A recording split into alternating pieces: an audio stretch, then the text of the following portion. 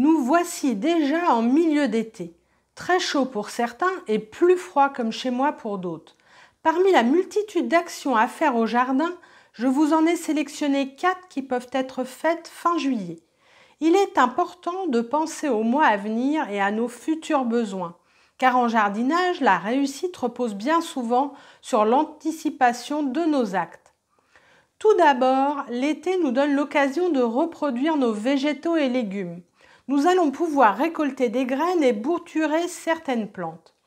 Parfois, par la force des choses, nos salades viennent à monter d'un coup. Il suffit d'un coup de chaleur et d'un manque d'eau et les voici qui cherchent à faire durer l'espèce en produisant des fleurs puis des graines. Les salades peuvent devenir alors assez encombrantes et la récolte des graines demande un certain temps d'attente. C'est pourquoi j'ai arraché la majeure partie pour la donner aux poules qui en sont ravies et je n'en ai gardé qu'une, ma préférée, pour récupérer les graines. L'idéal est de pouvoir récolter les graines par temps sec, ce qui est gage d'une meilleure réussite. Sinon, il faudra bien faire attention de les faire sécher suffisamment avant de les stocker afin qu'elles ne pourrissent pas. Sur le bouquet de fleurs de la salade, les graines ne sont pas toutes à maturité en même temps. Je vais donc voir tous les 3 à 4 jours si de nouvelles sont prêtes. Elles ont un petit plumeau qui ne demande qu'à prendre le vent pour se répandre, tel les pissenlits. Pour savoir si elles sont mûres, je tire délicatement sur les petits plumeaux et elles doivent se détacher sans effort. Un pied de salade produit une infinité de graines minuscules. Point besoin d'en laisser monter trop pour avoir ces graines. Pour continuer, je vais vous montrer le bouturage de ma verveine citron.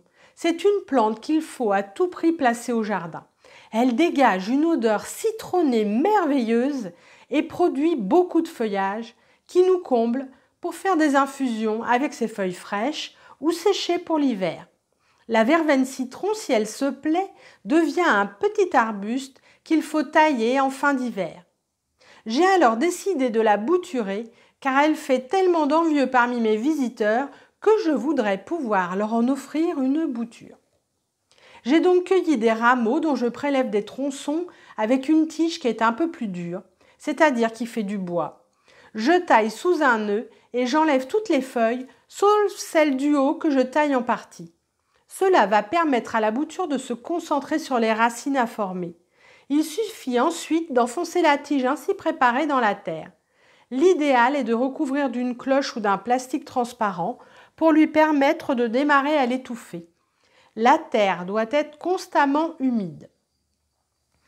Passons maintenant à quelques préparations pour le potager d'automne et d'hiver.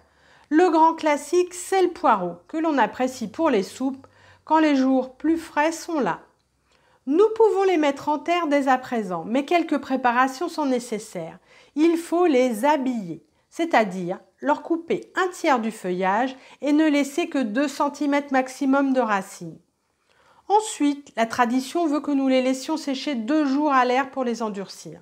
Cette action serait utile pour rebuter la mouche du poireau et la mineuse. Mais chez moi, si je ne mets pas un voile de protection, je ne mange presque pas de poireaux.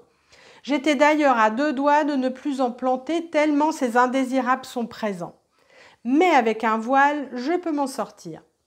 Je les enfonce le plus profondément possible car je n'aime pas trop l'étape suivante de butage que je néglige bien souvent. En les enfonçant dès le début, je réussis à avoir un blanc de poireau correct. Le poireau est très résistant. Même coupé petit, il repousse toujours encore plus vigoureux.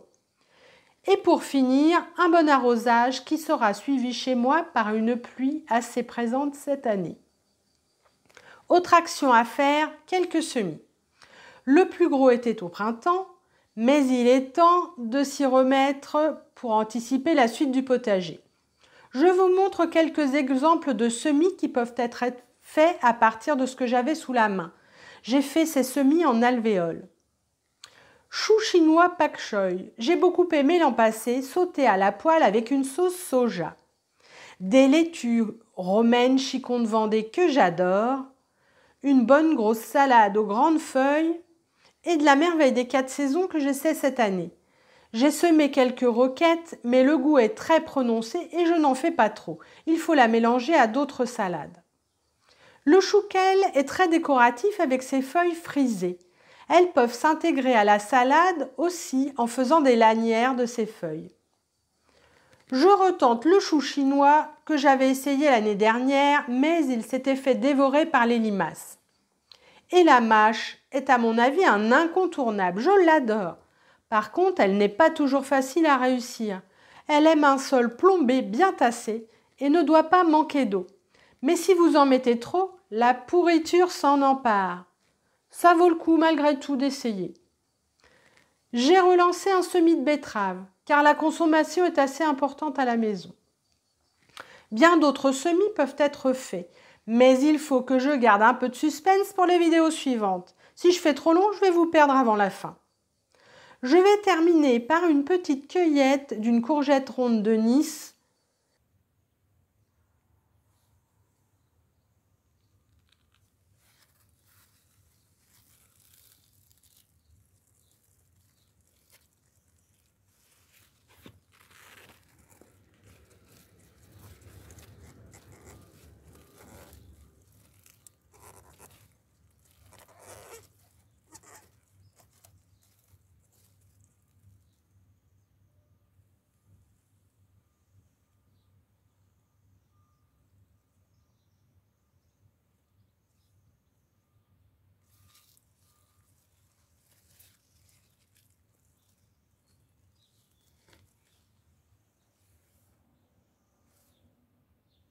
Clin d'œil à mon petit chat, fidèle gardien du jardin pendant ces 18 dernières années, ce qui ne l'a pas empêché de gratouiller régulièrement quelques semis ou fraîches plantations et de me laisser son dernier petit cadeau entre deux pieds de tomates, le fripon.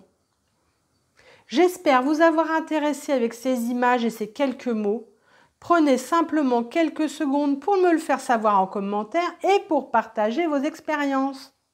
Un petit pouce ne coûte pas grand-chose. Et si vous n'êtes pas encore abonné, n'hésitez plus.